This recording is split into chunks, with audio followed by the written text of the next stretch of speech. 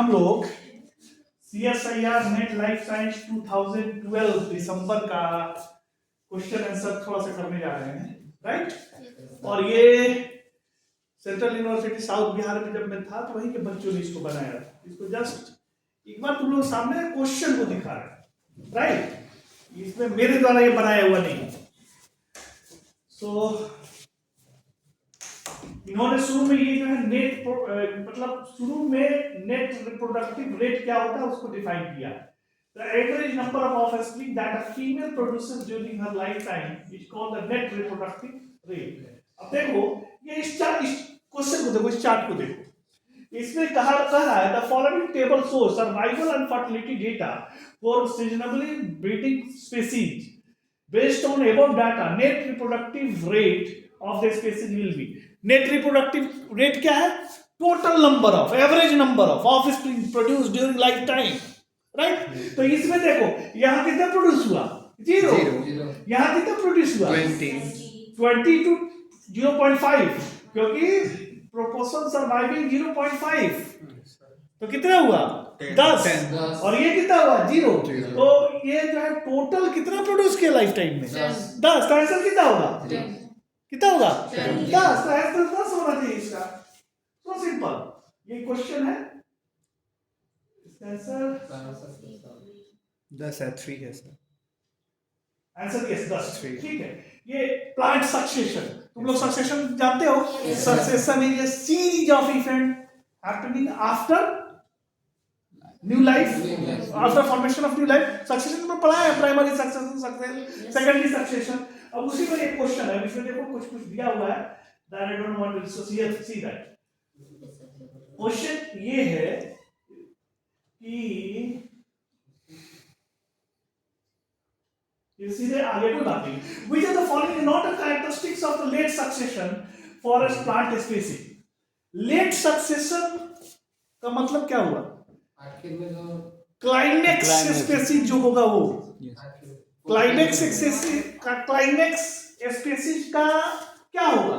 वो लंबे समय तक रहे, राइट। उसका लाइफ टाइम जो है वो लंबा हो और उसका ग्रोथ रेट जो है वो स्लो, ये उसका होना चाहिए, राइट। अब इसके साथ साथ इसमें देखो ये कह रहा है नॉट कैरेक्टरिस्टिक्स, तो ये तो slow growth rate and long maximum life तो ट्रू है, right. Large seed size and high root to shoot ratio, ये भी सही है, क्योंकि अगर लंबे समय तक कोई जीवित तभी रह सकता है जब उसका जो एब्जॉर्बेंस पावर जो है वो मैक्सिमम हो, यानी रूट ज्यादा, राइट। बड़े बड़े एंजियोस्पर्म प्लांट में देखना उसका जो है रूट सिस्टम जो है काफी स्ट्रॉन्ग होता है, राइट। तो ये भी सही है। लो light saturation intensity and high efficiency at low light, ये भी सही है। ये वाला गड़बड़ है ना, ये long seed dispersal distance. Long seed dispersal distance कब होगा? जब पोलन ग्रेन या सीड बहुत छोटा होगा, हवा के झोंके से उड़ जाएगा, राइट, तभी तो लंबे दूरी तक जाएगा। तो ये किसमें होता है? ये जनरली जो है छोटे प्लांट में होता है, हर्ब सर्ब और जिम्नोस्पर्म वगैरह में होता है, एंजियोस्पर्म में नहीं होता है, राइट। तो इसीलिए जो है इसका आंसर सेकंड जो है that is not true, not a characteristics of the late succession for a plant species. Clear? अब देखो ये कार्बन डाइऑक्साइड देखो हम लोग यहाँ एटमॉस्फेयर में कार्बन डाइऑक्साइड पाया जाता है, और कार्बन डाइऑक्साइड का जनरली लाइफ टाइम जो है वो 5 साल से और कई 100 सालों तक होता है। लेकिन जनरली एवरेज लाइफ टाइम 5 साल इसलिए हम लोग मानते हैं कि 5 साल के बाद कार्बन डाइऑक्साइड जो है वो कार्बोनेट के फॉर्म में जो है सेडिमेंट के फॉर्म में ओशियन में चला जाता है, राइट। वो रहता नहीं है 5-10 साल के ओशियन में चला जाता है, इसलिए उसका लाइफ टाइम लंबा माना जाता है, राइट। लेकिन वैसे कितना हुआ? 5 साल, राइट। Carbon dioxide, okay. दूसरा नाइट्रस ऑक्साइड, इसका लाइफ टाइम लगभग जो है 143 साल होता है लगभग, राइट, नाइट्रस ऑक्साइड का, ओके। ये है मीथेन, इसका लाइफ टाइम लगभग 12 साल 13 साल 10 साल यही होता है, राइट। फिर तुम्हारा क्लोरोफ्लोरोकार्बन, इसका लाइफ टाइम जो है 40 साल से लेकर और 153 साल तक या 150 साल तक होता है, राइट। क्लोरोफ्लोरो, क्योंकि क्लोरोफ्लोरोकार्बन के कई रूप है, राइट। अब ये जो है यहाँ क्वेश्चन है, which of the following Which of the following greenhouse gases has got highest atmospheric lifetime? तो देखो इसका आंसर जो है वो क्लोरोफ्लोरोकार्बन भी हो सकता है और ये नाइट्रस ऑक्साइड भी हो सकता है। ये कंफ्यूजन वाला है, बी केयरफुल अबाउट दैट, क्योंकि दोनों एक दूसरे में, अब ये तो क्लियर नहीं बोल रहा है ना कि कौन सा क्लोरोफ्लोरोकार्बन, क्योंकि क्लोरोफ्लोरोकार्बन का लाइफ टाइम जो है वो 40 साल से जो है 150 साल तक है लगभग, राइट। और इसका लाइफ टाइम है, नाइट्रस ऑक्साइड का लाइफ टाइम का लगभग 120 130 140 साल है, राइट। तो अब ये मान लो कि कौन सा क्लोरोफ्लोरोकार्बन, राइट। तो इसमें हम नहीं जानते, ये भी आंसर हो सकता है और ये भी आंसर हो सकता है ट्रू। तो ये तुम्हारा भाई लक है और उसमें क्या बनाने वाले क्वेश्चन है, क्योंकि क्लियरली देना चाहिए, राइट। अगर नहीं दिया है इन दैट सेंस, अगर हमको कहो कि हम नाइट्रस ऑक्साइड लगाएंगे, राइट, वो वाला लगाएंगे क्योंकि उसका जो है 100 साल से ज्यादा होता है, इसका 40 साल है, 40 साल से 150 साल है, तो बीच में हो सकता है। लेकिन अब इसमें आंसर शायद क्लोरोफ्लोरोकार्बन दिया हुआ है बच्चों ने। अच्छा देखो, ये there are different type of sexual selection. Sexual selection का क्या मतलब होता है? ये एक नेचुरल सिलेक्शन है, राइट। और इसमें it is made of natural selection in which some individual out reproduce others of population because they better at securing it. उसमें मेल या फीमेल दोनों हो सकता है, राइट। सेक्सुअल सिलेक्शन में जो अपने आप को एग्जिबिट करेगा I am the superior, right. तो that type of selection is sexual selection. Group selection का मतलब क्या होता है कि group selection refers to mechanism of evolution in which natural selection acts at the level of group rather than conventional level of individual। जो भी decision होगा वो पूरा का पूरा ग्रुप करेगा। मतलब हमारा एमएससी का ग्रुप है, राइट, तुम लोगों ने डिसाइड किया है फ्रेशर करेंगे, तो ये कौन सा सिलेक्शन हो गया? Group selection, right. या जो भी करेंगे एक साथ तुम लोगों ने डिसाइड किया एक काम करेंगे तो क्या हुआ? ग्रुप सिलेक्शन हुआ। उसी तरह से इसमें भी स्पेसिफिक में ग्रुप सिलेक्शन होता है, राइट। ग्रुप सिलेक्शन के बाद कीन सिलेक्शन। कीन सिलेक्शन इंपॉर्टेंट है। कीन सिलेक्शन ये होता है, कीन सिलेक्शन में ये होता है कि मान लो एक सोसाइटी है या एक फैमिली है, उसमें जो है किसी एक को डेवलप करने के लिए बाकी लोग सैक्रिफाइस कर जाते हैं, राइट। जैसे गरीब परिवार में देखो 4 भाई है, पैसा नहीं है, राइट। 3 भाई खेती बाड़ी कर रहा है, किस लिए? क्योंकि जो चौथा भाई है उसको पढ़ के जो है आगे बढ़ाया जाए, राइट। तो वो क्या हुआ? That is keen selection. अच्छा दूसरा एक एग्जांपल ये है, पहले जमाने में ऐसा होता था कि 2-3 भाई हैं, 2-3 भाई में 3 ने शादी नहीं किया, एक ने शादी किया। क्यों? क्योंकि अगर इसका बंटवारा ना हो, इसका प्रॉपर्टी का बंटवारा ना हो, राइट, और प्रॉपर्टी जो है continue, that is example of कीन सिलेक्शन, राइट। इसी तरह से एनिमल में भी कीन सिलेक्शन का एग्जांपल होता है। It is evolutionary strategy that favours the reproductive success of an organism relative even at the cost of organism on survival and reproduction, right. कीन सिलेक्शन तो समझ में आया होगा। Okay, reciprocal altruism. Reciprocal altruism में क्या होता है कि अल्ट्रुइज्म का क्या मतलब होता है कि हमने सैक्रिफाइस किया और ये एक्सपेक्टेशन के साथ सैक्रिफाइस किया कि लॉन्ग टर्म में या कुछ समय के बाद मुझे भी रिटर्न बैक मिलेगा और सामने वाला सैक्रिफाइस करेगा। That is known as reciprocal altruism. अब इसका देख लेना, इसमें जो लिखा होगा और इसका ये करने के। अब देखो, in some species of new world monkey only one female reproduces in a group, one or more younger females have suppressed reproduction and assist the reproductive female. This is the example of कीन selection. Answer क्या होगा? कीन selection. Very good. अब देखो parental care, भैया हम लोग को भी पैरेंटल केयर मिलता है, क्योंकि जो भी हायर एनिमल होते हैं जनरली उनमें पैरेंटल केयर होना ही होना चाहिए, राइट। पैरेंटल केयर मिलता है। यहाँ कुछ एग्जांपल दिखाया हुआ है, देखो इसमें किस तरह से जो है अपने बच्चे को जो है दाना पानी दे रहा है। ये बड़ा वाली मछली, ये पक्षी, राइट, पक्षी है, पता नहीं कौन पक्षी, आई डोंट नो। उससे जो है मदर जो है या फादर जो है अपने बच्चे को जो है वो प्रोटेक्ट कर रहा है, and that is parental care, right. जैसे हम लोग का पैरेंटल केयर मिलता है ये बचपन से। ओके, पैरेंटल केयर के बाद मोनोगैमस पॉड। मोनोगैमस का मतलब होता है कि एक पेयर जो है वो कंटिन्यूअसली लाइफ टाइम में रहे, ये नहीं कि जो है वो पेयर बदलता है, दैट इज मोनोगैमस, राइट। तो continuously life time that is monogamous pod.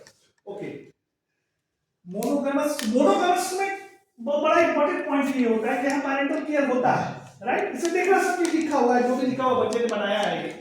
In bird species where both parents contribute equally to parental care. Generally, males are larger than females. Females are more colorful than males. Females are larger than males, and both sexes are morphologically similar. देखो, कहीं भी अगर जहां पर monogamous species हो या जहां पर पैरेंटल केयर हो, राइट, वहां पर मेल और फीमेल लगभग सिमिलर ही दिखते हैं मॉर्फोलॉजिकली, राइट। जेनेटिकली वो डिफरेंट होंगे लेकिन मॉर्फोलॉजिकली सिमिलर ही दिखते हैं। तो इसमें जो है what species where both parent contribute equally to parental care, generally both sexes are morphologically similar. Clear और not clear? Yes sir. Okay, अब देखो ये तुम लोग पढ़ना होगा, राइट। ये क्या होता है? The red queen hypothesis, it is also referred to as red queen race too और red queen effect is a evolutionary hypothesis which proposes that organisms must constantly adapt, evolve and proliferate not merely to gain reproductive advantage but also simply to survive while pitted against the ever evolving opposing organism in an ever changing environment। पता नहीं मुझे समझ में नहीं आया, right. तो ये red queen hypothesis कहलाता है, जो इसको the handicap principle it is a hypothesis originally proposed in 1975 by biologist A Jahvi to explain how evolution may lead to honest or reliable signaling between animals which have obvious motivation to bluff or deceive each other. Hamilton rule, ये तुमको ये जानना जरूरी है। RB equal to greater than C, that is Hamilton rule, right?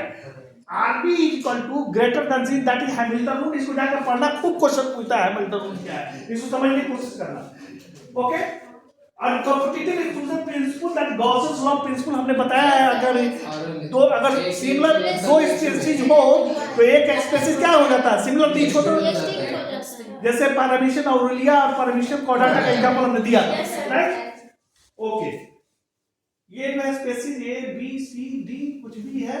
Squirrel in Britain example में इसका बताया, squirrel इन Britain में क्या है? ये रेड स्क्विरल है और ग्रे स्क्विरल है। इसमें एक जो है वो खत्म हो गया था, रेड स्क्विरल को इसमें पर ग्रे स्क्विरल खत्म कर दिया। देख लेना इसमें क्या है। अब क्वेश्चन पर आते हैं। The idea that altruistic gene will be followed if small, तो क्लियर दिया हुआ है, R greater than C B by B, यानी R B greater than C, where R is coefficient of relatedness, B is benefit to the recipient of the alteration, and C is the cost incurred to the donor is known as। बोलो इस fundamental Hamilton rule. ये जो red queen hypothesis, handicap principle, Hamilton rule and competitive rule expression में दिया हुआ है, और आप अपने से भी किताब से खोजकर एग्जांपल के साथ इसको जानोगे, क्योंकि ये कोई जरूरी नहीं है कि परीक्षा में हैमिल्टन रूल पूछे, कुछ भी पूछ सकता है, राइट। तो you must know what is meaning of this. Okay, अब देखो ये सिंपल याद करने वाली चीज है, ये तुम्हें याद होना चाहिए। ये डिस्टेंथियम, दिस इज ग्रास फैमिली का एग्जांपल है, commonly known as blue steel, ये याद होना चाहिए। इलेक्स हैसियानाइटी स्पीशीज अ प्लांट ऑफ एपिफिलिया family endemic to India। Okay, Abies species that is subalpine fir है, पाइनस, ये पाइनस जो है फैमिली पैनेसी से आता है। केसिया, ये थॉर्न ट्री है। एंजियो एनोजेक्सस, ये जो एवरग्रीन ट्री है, राइट। सिनामम, ये भी तुम्हारा सेमी एवरग्रीन एरोमेटिक ट्री है। डिप्टेरोकार्पस, ये जो है तुम्हारा ट्रॉपिकल वेट फॉरेस्ट ट्री है।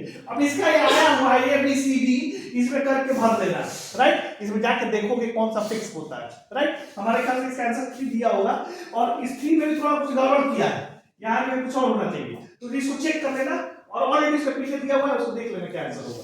दो दिया हुआ है, तो आंसर इसका 2 है, राइट। मतलब इससे क्या हुआ? ए का मतलब ग्रासलैंड, ये डिक्टेंथियम जो है ग्रासलैंड है।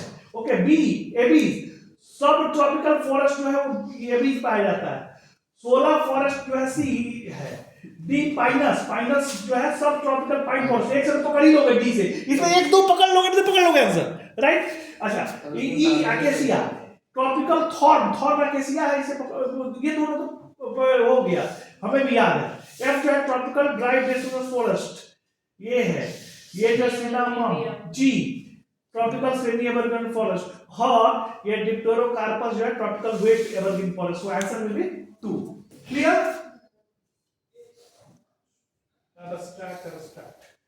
ये क्या है? possible explanation for age-related decline in primary productivity of tree are. सबसे पहले तुम्हें ये जानकारी होना चाहिए कि व्हाट इज प्राइमरी प्रोडक्टिविटी, जो दिया हुआ है पीछे।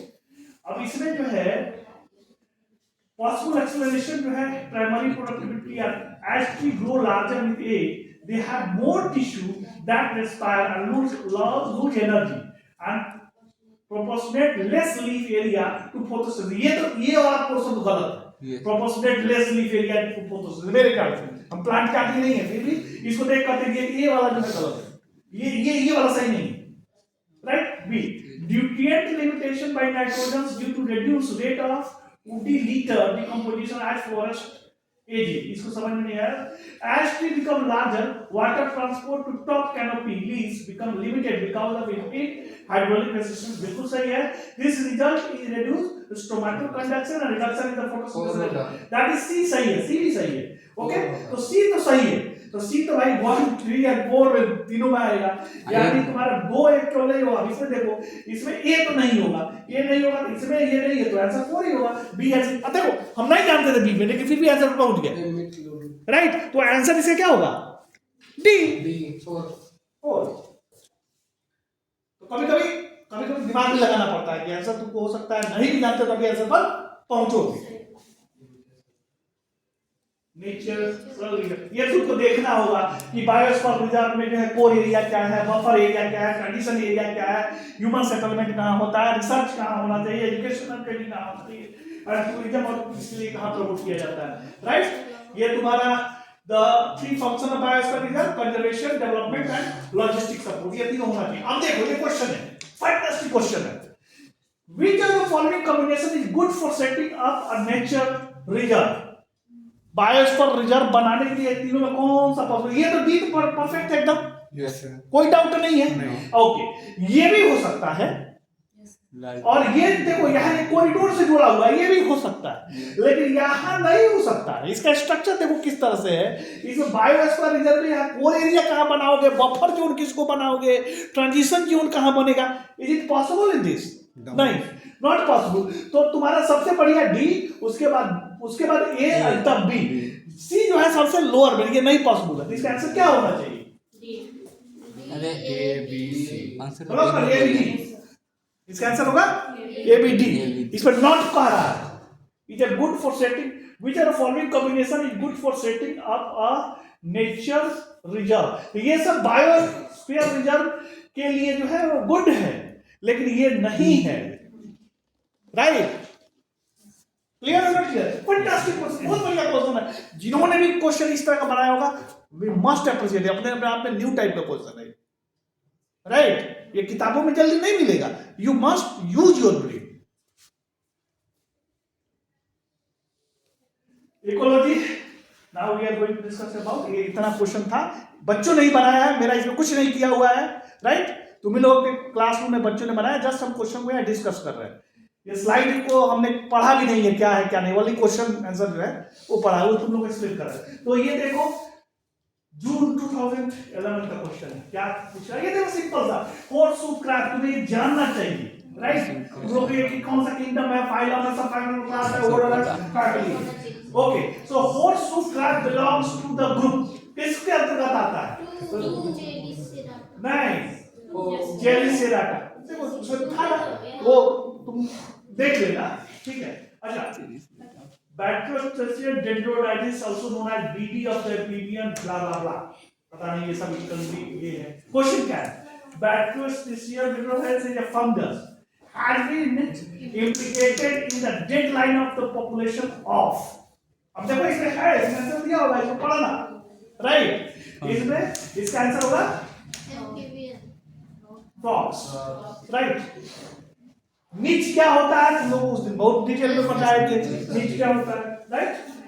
और हटिंसन्स नीच जो है, हटिंसन नीच जो है देखो एन डायमेंशनल हाइपरबोलिक पर ये डिपेंड करता है। जी हटिंसन पर है, the most famous psychologist whoever lived developed a fully quantitative and revolutionary concept of being based partially on the work of G.F. Gauss, who developed the competitive explosion. He suggested that the niche could be represented mathematically as an n-dimensional hypervolume, मतलब multi dimensional हाइपरवॉल्यूम, right. अब ये पूरा पढ़ना क्या दिया हुआ, okay. अब question क्या है, द हटचिंसन कॉन्सेप्ट ऑफ द हटचिंसन, ये देखो हटचिंसन का है, हटचिंसन कॉन्सेप्ट है। हटचिंसन कॉन्सेप्ट में ecological need is based on, बोले इससे क्या होगा, मल्टी डायमेंशनल हाइपरवॉल्यूम नहीं है, तो तुम्हारे पास अगर नॉलेज है तो कर लोगे मल्टी डायमेंशनल हाइपरवॉल्यूम। अब देखो ये तुम्हें जानना चाहिए बेसल कन्वेंशन क्या है। Basel convention is the control of trans boundary moment of the hazardous waste under disposal, usually known as Basel convention. ये ट्रांस मतलब वेस्ट के हैजार्डस वेस्ट के डिस्पोजल के लिए जो है बेसल कन्वेंशन है, ओके। मॉन्ट्रियल कन्वेंशन क्या है जानना चाहिए तुम्हें। रियो कन्वेंशन क्या है जानना चाहिए तुम्हें। ये कब पढ़ेगा है, जस्ट इसको पढ़ना, ये पूछा जाता है। फिर कन्वेंशन जो है रामसर कन्वेंशन क्या है, the convention on wetland of international importance, wetland के लिए रामसर कन्वेंशन है, राइट। अब wetland are conserve internationally through the efforts, Ramsar convention. अब ये तीनों को भी समय में दिया हुआ, उसे जानना होगा। इसमें जो है रामसर कन्वेंशन हो गया, लेकिन वो तीनों में दिया हो, तुम्हें नॉलेज होना चाहिए उसका।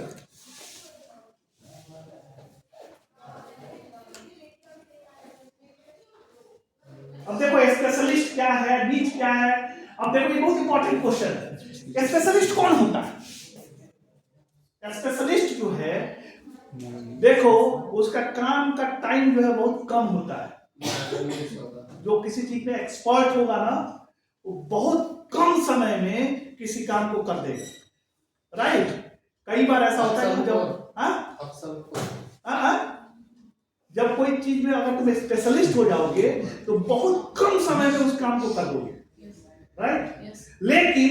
लेकिन तुम्हारा एरिया बहुत बड़ा होगा, तो इसमें कह रहा है स्पेशलिस्ट स्पेसिस है वाइडर नीच हो सकता है, हाई एफिशिएंसी ऑफ नीच यूटिलाइजेशन।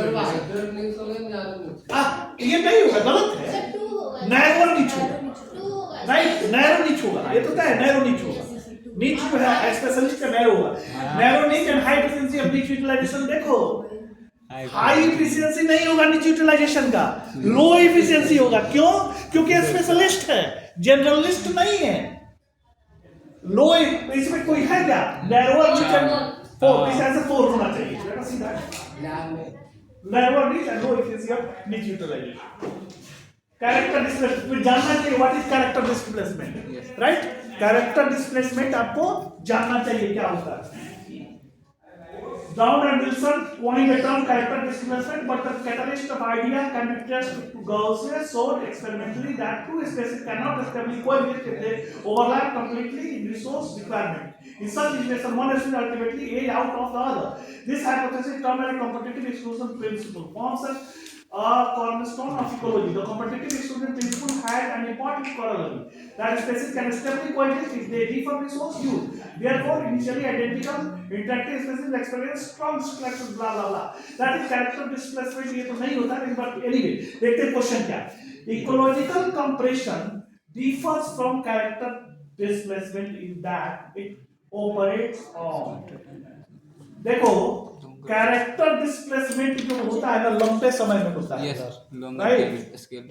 और इकोलॉजिकल कंप्रेशन जो है शॉर्टर टाइम स्पेन में होता है। तो शॉर्ट टाइम स्पेन एंड मुझे जाना तो बोली क्यों, ठीक है। हाँ, इकोलॉजिकल कंप्रेशन देखिए यार, इकोलॉजिकल कंप्रेशन में क्या होगा, टाइम स्केल क्या होगा, long. Ecological compression differs from character displacement. इस क्वेश्चन में डाउट था, लेकिन हमारे हिसाब से इसमें होगा ecological compression differs from character displacement in that it operates in shorter time scale and does not involve heritability. Option इसका ए होगा, ठीक है। शॉर्टर टाइम स्केल में इकोलॉजिकल कंप्रेशन होता है और ये हेरिटेबल नहीं होता। जब कैरेक्टर डिस्प्लेसमेंट में क्या होता है, कैरेक्टर कैरी फॉरवर्ड होता है, हेरिटेबल होता है, राइट। तो ऐसा एक होना चाहिए, इसको चेक कर लीजिएगा। ये डेटा है, ये सिग्निफिकेंटली नॉट ये सब आपको याद होना चाहिए कि स्टेट इटली इंडजर वल्नरेबल रियल थ्रेटेड, ये सब आपको याद होना चाहिए, राइट। ये पूछा जाता है और सबने पढ़ाया भी होगा, ये पढ़ाया जाता है। एक बात ये जो है टिपिकली डेटा बुक बड़ा बढ़िया, ये सब जिन्होंने बनाया है, थैंक यू जिन्होंने भी बनाया है। बहुत सारा इंफॉर्मेशन दिया है। क्वेश्चन ये which of the following is not true for critically endangered species? तो इसमें क्या आंसर होगा, पढ़ो। क्रिटिकली इंडेंजर्ड स्पीशीज कौन ट्रू नहीं है? Reduction of population, breeding ability due to increase relativeness to this, the individual species we are decline to low number are still genetically opacity. ये दो होना चाहिए। हाँ, इसको पढ़ना तुम लोग, टाइम नहीं है, I have to finish this. Tropical level 1 2 तुम लोग जानते हो क्या होता है, टाइप ऑफ इकोसिस्टम जानते हो। एक्वाटिक इकोसिस्टम में फास्ट मूव होता है, बताया गया है, क्या रीजन है? Okay, then type of ecosystem, function of aquatic ecosystem, terrestrial ecosystem, biomes. Question अब इसको बता। Autotrophs, एक second, autotrophs in the aquatic ecosystem like their counterparts in the terrestrial ecosystem are mostly microscopic and very low in the indigestible to the herbivores matter. This explains the fact that compared to the terrestrial ecosystem in the aquatic ecosystem, इसका क्या answer होगा? Productivity by biomass ratio are higher and energy transfer rates to higher trophic level are faster. ये faster भी होगा। Productive biomass ratio lower, energy transfer rate to higher trophic level are slower. ऐसा कौन होगा? I'm not sure about that. कौन नहीं है कोई होगा? देखना है। Species हाँ फर्स्ट होना चाहिए। Species richness। अभी ये बहुत बढ़िया सवाल है, इसको बताइए answer. See, this is very good question. Which of the following graphs illustrate the current consensus on the role of disturbance? ये साइड species richness है और इस साइड क्या है? लेवल ऑफ डिस्टर्बेंस है। तुम लोगों को बताया हूं, species richness बढ़ेगा, डिस्टर्बेंस बढ़ेगा, मैक्सिमम पर जाएगा, राइट। उसके बाद डिस्टर्बेंस बढ़ेगा तो richness घटते घटते खत्म हो जाएगा। कौन होगा? वेरी गुड, डी आंसर होना चाहिए। यस, हैमिल्टन रूल पढ़ ही चुके हो, R into B greater than C, जाकर पढ़ना। इसका आंसर जो है दिया होगा 4 टाइम्स ऑफ द कॉस्ट, ये जाकर पढ़ना। The genetic relatedness of an individual to his nephew is 0.25. The allele that caused uncle to care for nephew will spread according to Hamilton rule only if the fitness benefit is 4 times the cost of care. ये answer हो गया। Which of the following group of species typical grassland habitat in India? अब ये जो है थोड़ा बात तुम्हारे पास नॉलेज होना चाहिए, इसमें इन्होंने नॉलेज भी नहीं देखा, इसका आंसर भी नहीं, राइट। इसको खोज के आंसर जो है तुम लोग राइट। आज इतना ही करने देते, जस्ट क्लोज दैट, राइट। अभी हमारा भी 3:30 से जो है